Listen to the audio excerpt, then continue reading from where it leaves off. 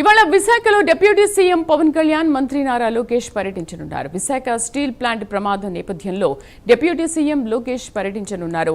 ముందుగా 7 hills hospital, Gajuwaka KIMS ఆసుపత్రిలో చికిత్స పొందుతున్న కార్మికులను పరామర్శించనున్నారు. అనంతరం ప్రమాద స్థలాన్ని పరిశీలిస్తారు. విశాఖ స్టీల్ ప్లాంట్లో ఘోర అగ్ని ప్రమాదం సంభవించింది.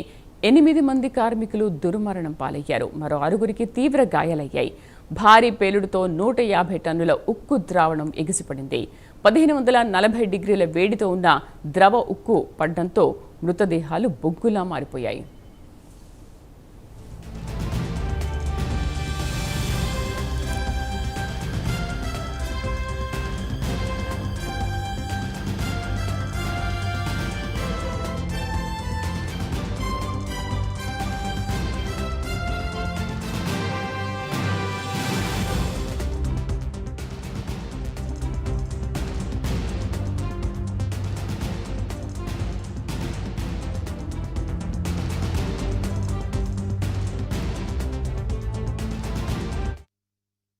విశాఖలో డిప్యూటీ సీఎం పవన్ కళ్యాణ్ మంత్రి నారా లోకేష్ పర్యటించనున్నారు. విశాఖ స్టీల్ ప్లాంట్ ప్రమాద నేపథ్యంలో డిప్యూటీ సీఎం లోకేష్ పర్యటించనున్నారు. ముందుగా 7 హిల్స్ హాస్పిటల్, గాజువాక కిమ్స్ ఆసుపత్రిలో చికిత్స పొందుతున్న కార్మికులను పరామర్శించనున్నారు. అనంతరం ప్రమాద స్థలాన్ని పరిశీలిస్తారు. విశాఖ స్టీల్ ప్లాంట్లో ఘోర అగ్ని ప్రమాదం సంభవించింది. 8 మంది కార్మికులు దుర్మరణ పాలయ్యారు. మరో 6గురికి తీవ్ర గాయాలయ్యాయి. భారీ పేలుడుతో 150 టన్నుల ఉక్కు ద్రావణం ఎగిసిపడింది.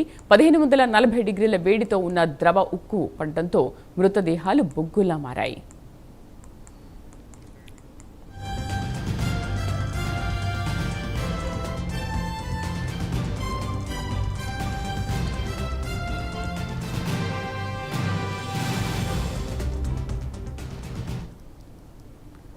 ఇవాళ విశాఖలో డిప్యూటీ సీఎం పవన్ కళ్యాణ్ అలాగే మంత్రి నారా లోకేష్ పర్యటించనున్నారు. అక్కడ గాయపడిన వాళ్ళని కూడా హాస్పిటల్కి వెళ్ళి పరామర్శించనున్నారు. పూర్తి సమాచారాన్ని మా అసోసియేట్ ఎడిటర్ వాసు అందిస్తారు. వాసు, ఇంకా ఎంతసేపటికి డిప్యూటీ సీఎం పవన్ కళ్యాణ్ కానీ మంత్రి నారా లోకేష్ కానీ అక్కడికి చేరుకుంటారు? ముందుగా విశాఖ స్టీల్ ప్లాంట్కి చేరుకుంటారా, లేదు హాస్పిటల్కి వెళ్ళి వాళ్ళని పరామర్శించిన తర్వాత ఇక్కడికి చేరుకుంటారా? ఎప్పుడు రానున్నారు? శ్రీదేవి మరి కాసేపట్లో 10 గంటలకి విశాఖ విమానాశ్రయానికి ముందుగా లోకేష్ చేరుకుంటారు. లోకేష్ తర్వాత పవన్ కళ్యాణ్ చేరుకుంటారు.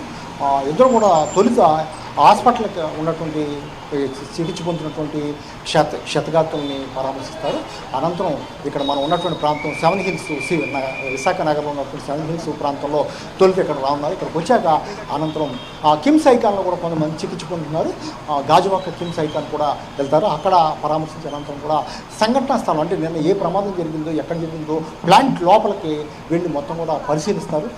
ఈ దురదృష్ట సంఘటన పట్ల రాత్రి నుంచి కూడా తెల్లవారుజాము వరకు కూడా కేంద్ర మంత్రి కుమారస్వామి అవ్వచ్చు, వర్మ అవ్వచ్చు, పల్లా శ్రీనివాసరావు అందరూ కూడా వాళ్ళందరితో ఒప్పించి వాళ్ళందరూ కూడా ఆందోళనలు కూడా విరమించమని కోరి కార్మిక నాయకులను కూడా న్యాయం చేస్తామని ఎక్స్గ్రేషియా కూడా ప్రకటించారు. మృతులకు 5 లక్షలు ప్రకటించారు.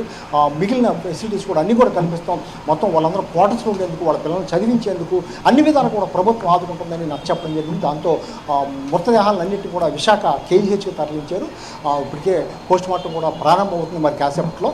అనంతరం సాయంత్రానికి మృతదేహాలని బంధువులకైతే అప్పగిస్తారు. ఈ లోపుగా పవన్ కళ్యాణ్ అయితేనే, లోకేష్ అయితేనే మొత్తం కూడా దీనిపై ఇప్పటికే దిగ్భ్రాంతిని వ్యక్తం చేశారు. మరి కాసేపట్లో విశాఖ విమానాన్ని చేరుకుని మన ఇక్కడ ఉన్నటువంటి 7 హిల్స్ హాస్పిటల్, మనం ఉన్నటువంటి 7 హిల్స్ హాస్పిటల్కి తొలి చేరుకుంటారు. ఇప్పటికే మొత్తం కూడా కుటుంబ సభ్యులు, బాధిత కుటుంబ సభ్యులు వాళ్ళందరూ కూడా ఇక్కడ చేరుకుంటున్నారు. పవన్ కళ్యాణ్కు జరిగిన పరిస్థితిని వివరించేందుకు చేరుకుంటున్నారు. ఇక్కడ నుంచి గాజువాక ఉన్నటువంటి కిమ్స్కి వెళ్తారు. కిమ్స్లో కూడా కొంతమంది చికిత్స పొందుతున్నారు, వాళ్ళని కూడా పరామర్శిస్తారు.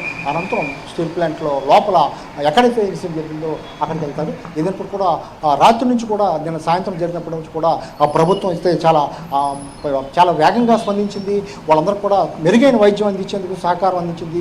అయితే ఇప్పుడు చికిత్స పొందుతున్నటువంటి 6గురిలో కూడా ఒకరి పరిస్థితి విషమంగా ఉందని తెలుస్తుంది. మిగిలిన వాళ్ళ పరిస్థితి పర్వాలేదు చెప్తున్నారు.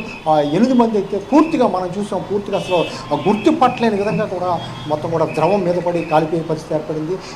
దీని పట్ల అయితే మొత్తం కూడా ప్రభుత్వ యంత్రాంగం ఎక్కడికక్కడ కలెక్టర్ అయితే అందరూ కూడా స్పందించి వాళ్ళందరూ కూడా మెరుగైన వైద్యం కోసం ప్రైవేట్ హాస్పిటల్ కూడా తరలించడం జరిగింది.